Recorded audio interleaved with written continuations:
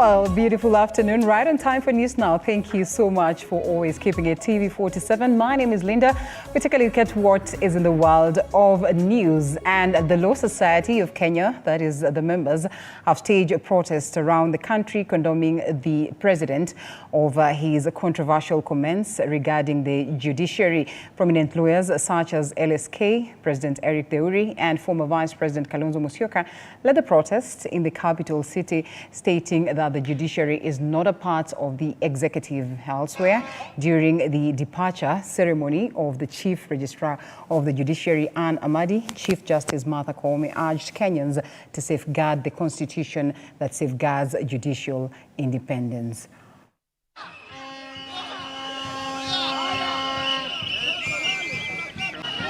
We are disturbed by utterances that are made by the president day in, day out, in public gatherings that imply that he is above the law.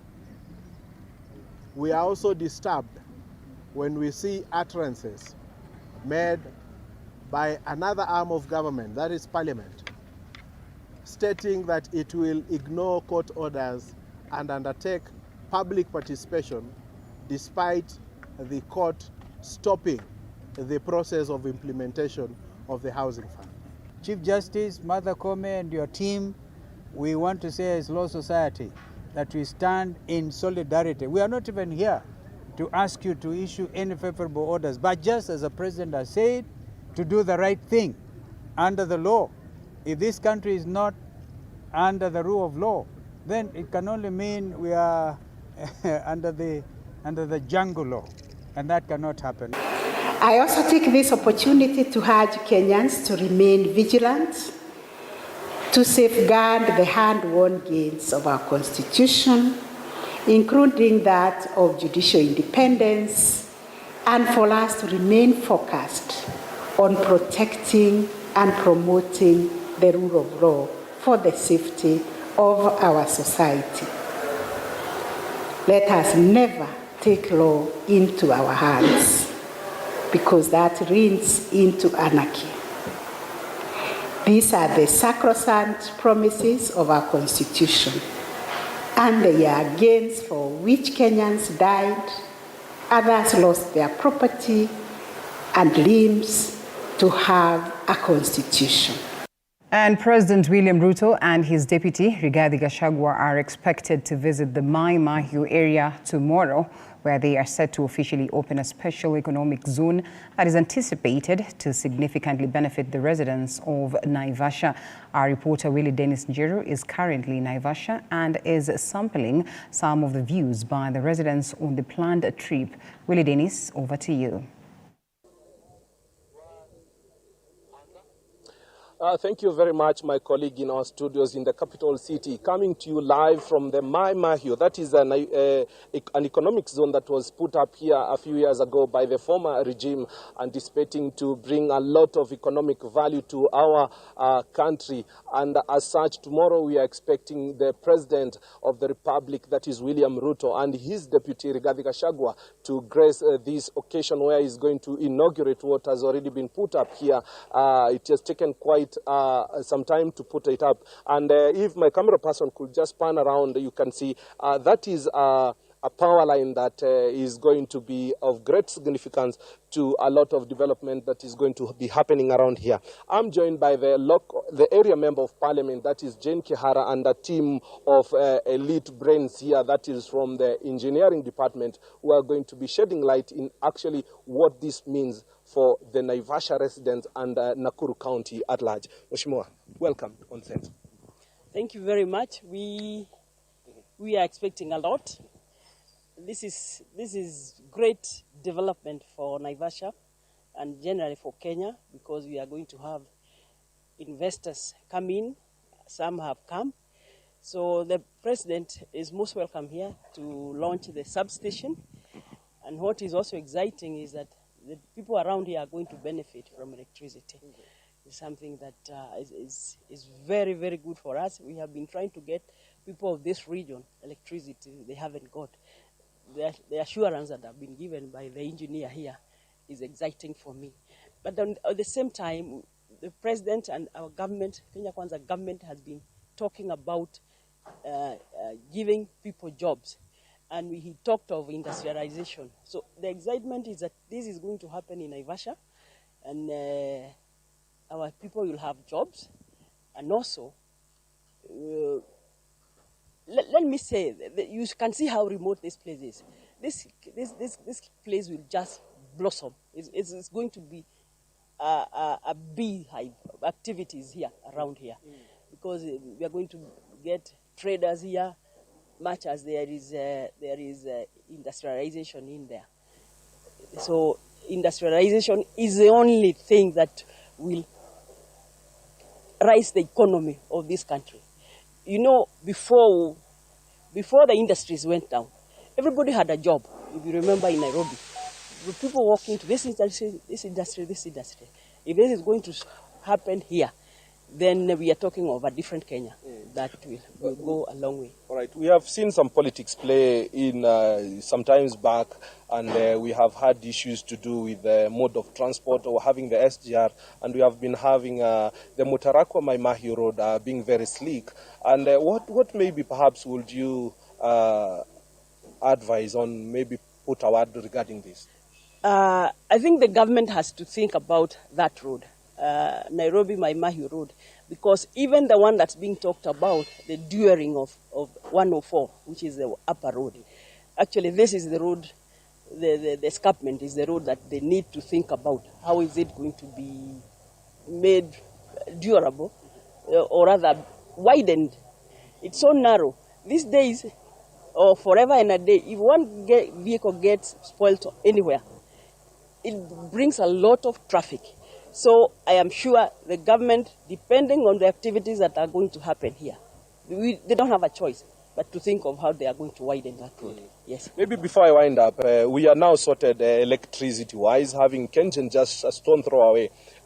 Now, there had been water issues regarding the town in the Kikuyu dialect is Mai Mahi, which is hot water, and we have been having issues to do with water here. Is that equally sorted out?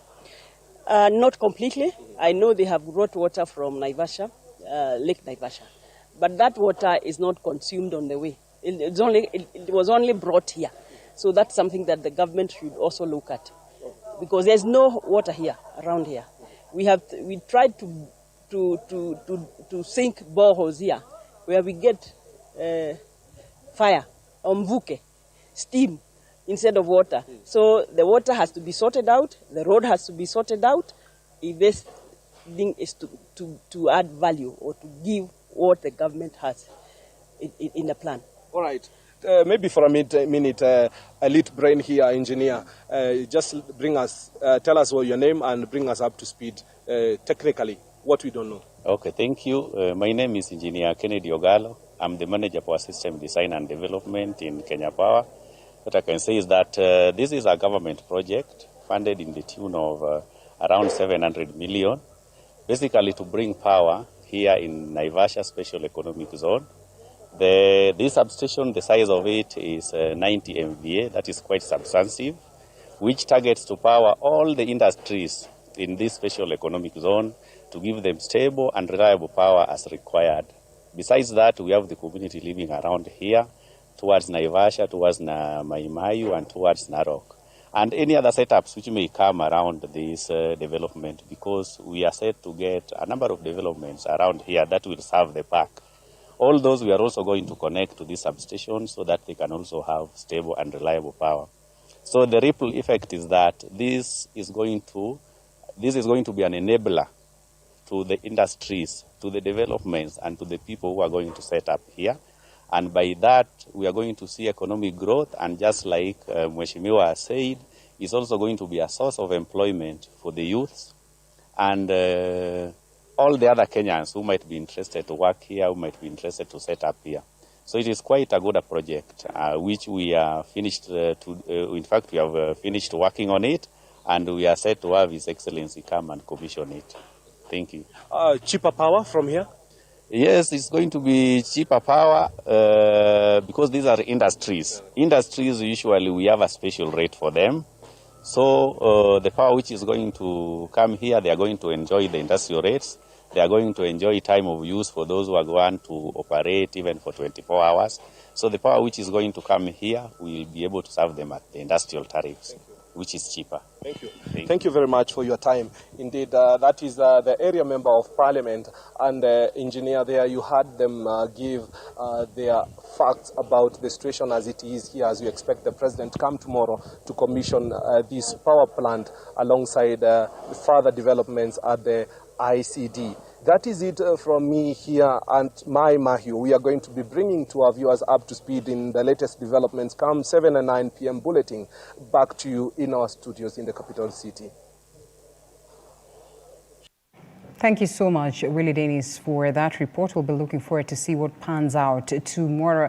Now, after 10 years of service, Chief Registrar of the Judiciary, Anne Amadi, has stepped down and handed over her duties in a ceremony presided over by Chief Justice Martha Koome. Amadi has urged the judiciary to uphold its independence with unwavering resolve and continue embracing technology to improve efficiency and accountability in the judicial systems. Deputy Chief Registrar Honorable Paul Demo is the acting Chief Registrar until the position is filled with a substantive office holder by the Judicial Service Commission. We have equally faced a lot of challenges, including the perennial backlog issue, challenges in the implementation of innovative case management systems and streamlining procedures. We've weathered the storms of misconduct and perception of misconduct, upholding the highest standards of integrity and accountability. And through it all, we kept our eyes fixed on the beacon of the rule of law, ensuring that justice, blind and impartial, shines upon every corner of our nation. As I pass the baton, I wish to leave you with a few parting words, and this is something that we cannot say enough. Let us continue to uphold the independence of the judiciary with unwavering resolve. Let integrity remain our armor, efficiency your engine, and the pursuit of justice your guiding star. Now, the county government of Meru has heeded to some of the grievances by doctors working in the county through KMPDU in a meeting that resolved to suspend the strike that began on Wednesday.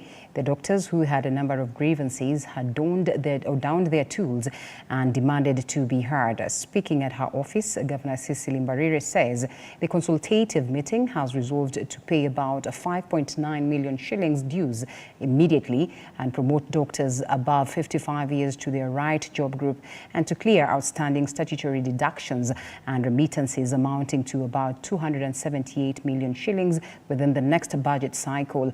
A bipartisan committee has been set up to come up with a mechanism of dealing with all the grievances by the doctors and to be tabled on January the 17th, 2024, when the doctors will resume their industrial action if no agreements are reached. Doctors due for common cadre promotions to be effected immediately because it's between job group M and N. That's a common cadre and there's no budgetary implication.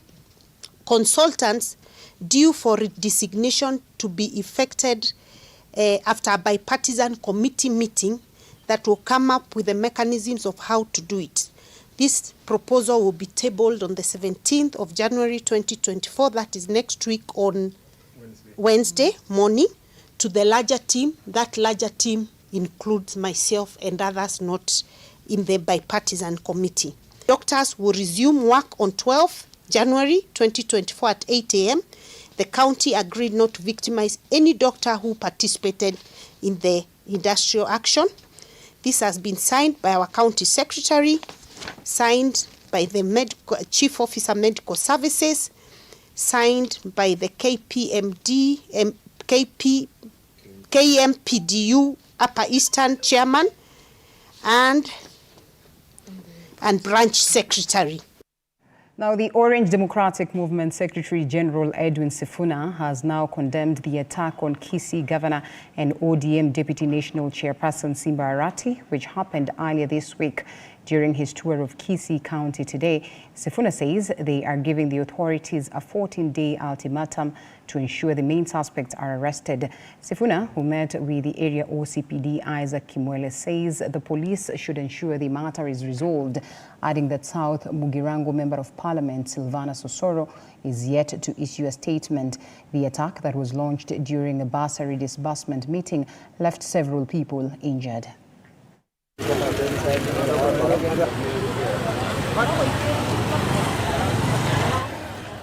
Now understood that the police in Kisii, under the leadership of the county commander, Mr. Charles Kasese, are now planning a diversionary raid on the governor's residence in the guise of searching for firearms. We take this opportunity to condemn in the strongest possible terms the actions of Honorable Osoro and the police and demand as follows. Number one, that the IG of police must immediately transfer the Kisii Police County Commander. Yes. Number two, that action must be taken against the officers identified in the attack during the issuance of the bursary forms. They should be interdicted as they await their date with justice. Number three, Honorable Osoro should be asked to record a statement with the police if he has become too powerful to be arrested. Number four, that the Independent Police Oversight Authority must immediately commence investigations into the abuse of police power in Kisii County. Lastly, all these things must happen within the next 14 days, failing which the party will pursue other avenues to ensure law and order in Kisii. Amen. In the meantime, we wish to state that should any harm come to our party national vice chairperson and governor of Kisii, Honorable Simba Arati, as a result of any subsequent attack against him, the persons named here, including Honorable Osoro, Police Commander Charles Kasese, and the IG of Police, will be held personally responsible. Now, the Intergovernmental Relations Technical Committee, IGRTC, has cautioned the national and county governments to cooperate and work in harmony after governors threatened to boycott intergovernmental meetings. Speaking while reacting on the statement issued on Wednesday by the Council of Governors rejecting the recommendations of the Presidential Working Party on Education Reforms, IGRTC chairperson, that is Githinji Kiragu, says the Constitution clearly provides for the exclusive functions of the two levels of government in as far as the education function is concerned. He says the Constitution provides that cooperation between the two levels of government must be based on respect for functional and institutional integrity, while promoting a consultative, cooperative, and coordinated approach in the performance of their respective functions. In view of the recommendations contained in the report of the Presidential Working Party on Education Reforms, IGRTC has taken note that there was need for further consultations between the two levels of government arising from the issues most recently raised by the Council of Governors, and in particular, especially in the area of early childhood development, but we can also say there are important aspects of the whole sector which require consultations between the two levels of government. And the Coastal Civil Society Network for Human Rights has called on the national government to allow the devolved governments to implement their roles without interference, especially in the education sector. Speaking to the press in Mombasa, the activists led by the chairperson, that is Zedekia Adika, also slammed the Intergovernmental Relations Committee for challenging a report on the roles mandated to the county governments earlier printed on the Kenya Gazette. On the other hand, they have urged the coastal counties to comply with the controller of the budget on reporting requirements in order to increase their effectiveness and as well promote development at large. Counties wawachwe wafanye kazi zao, na kama kuna ile support ambayo inatakikana wapewe support. Tusikuje kama national government tena tuchukue zile functions ambazo tuliwapatia. Na juzi kuna report ya education ambayo Council of Governors wamesema kwamba inachukua jukumu yao kama counties. Na hiyo tunakataa malengo kama haya. Alafu pia kuna report ya last financial year. Ukiangalia counties zetu za upande wa pwani, wanasema kwamba kuna wale watu ambao wanasimamia funds fulani. Na hawa watu hawapeleki ripoti yao kwa control of budget. Nimesema maneno ya mbegu fund kule Kilifi, elimu fund hapa yetu Mombasa, ripoti yao haijafika kwa control of budget. Tunaona hiyo ni kama kuweka vikwazo katika ile process ya kuweka uwazi kwa utendakazi wa watu wa serikali. Taita Taveta, nataka kusema kwamba wamepigiwa heko kwa sababu wote wamepeleka ripoti yao. Tunataka counties za Pwani zisome vile Taita Taveta inafanya. All right, the government has assured Kenyans of food safety against unwanted chemicals, including aflatoxin in milk products that may have put Kenyans' lives in danger. In an effort to eradicate possibility of presence of aflatoxin in milk products, Agriculture and Livestock Principal Secretary Jonathan Mweke said the government has put in stringent measures to mitigate harmful chemicals and contaminated milk in the country. This comes just one day after illicit milk products worth more than 150 million shillings were seized, and the Ministry of Agriculture and Livestock CS Mithika Linturi reviewed commodities that had been confiscated at the Kenya Revenue Authority ICD in Nairobi. Thank you. We've put together other initiatives as government and policy based on our recommendations as the National Livestock Steering Committee. One is there's a food and feed safety control bill that's currently before Parliament that's going to ensure that feed is safe, that we don't have aflatoxin, we don't have bacteria in our milk, that we have high quality milk. And that's very, very important for us to anchor it in legislation. Number two is commercialization of animal feed, where the government will be providing huge tracts of idle land to private sector to ensure that we produce enough feed for our animals, because we want to produce. You heard Joachim here say that feed is one of the major things or inputs for us to be able to produce quality feed. I think many of you know that Kenyans are the highest per capita consumers of milk in sub-Saharan Africa, and many children rely on this as a foundational element of nutrition. Yet, as you know, invisible, insidious toxins called aflatoxins are found in over 80% of the country's dairy products, endangering tens of millions of lives and livelihoods. But today, we're going to try to start to turn the tide on this. And through our joint efforts, USAID and Biofoods, to begin with, are launching a $500,000 initiative to ensure that every Kenyan can access safe, nutritious food. Through collaborative efforts from all players in the value chain, we can mitigate contamination by the following: raising awareness and education on aflatoxins across the general public to reduce its contamination in the food chain. Agriculture, PS Livestock, KDB, it's clear that this government is taking agriculture serious. And I think we all share the belief that Kenya, now it is a net importer of many agricultural goods, and we import 20% of our milk. Our vision should be that we turn that around in the next, say, 2 years, and we become an agricultural exporter. And we can, right? Again, if we go together, we'll go far.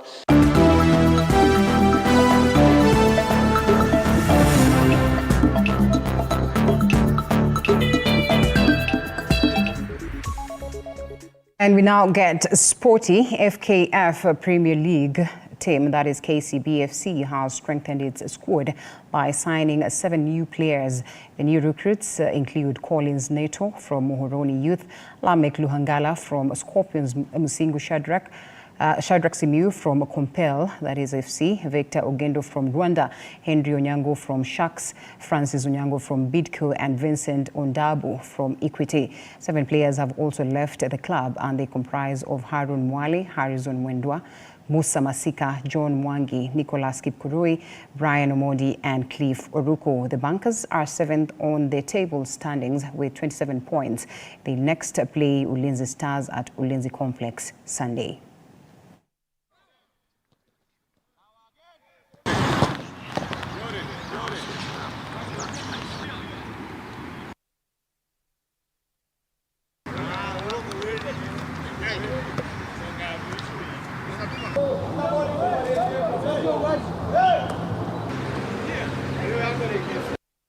Elsewhere, the Gambia squad traveling to Ivory Coast for the 2023 Africa Cup.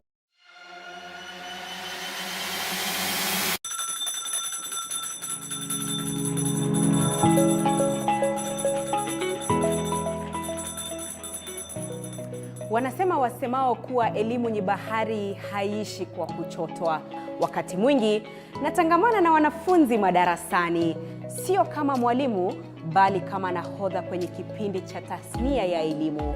Na iwapo utanikosa madarasani, basi utanipata nyanjani nikisaka habari zenye usawa, ufasaha na ukweli.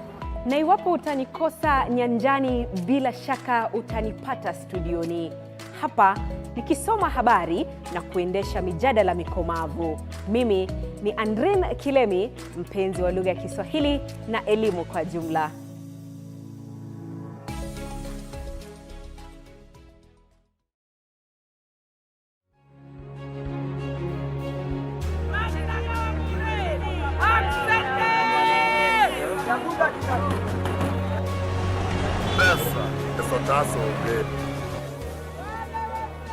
They say money makes the world go round. So let's slow things down a bit. Put things in perspective. From the markets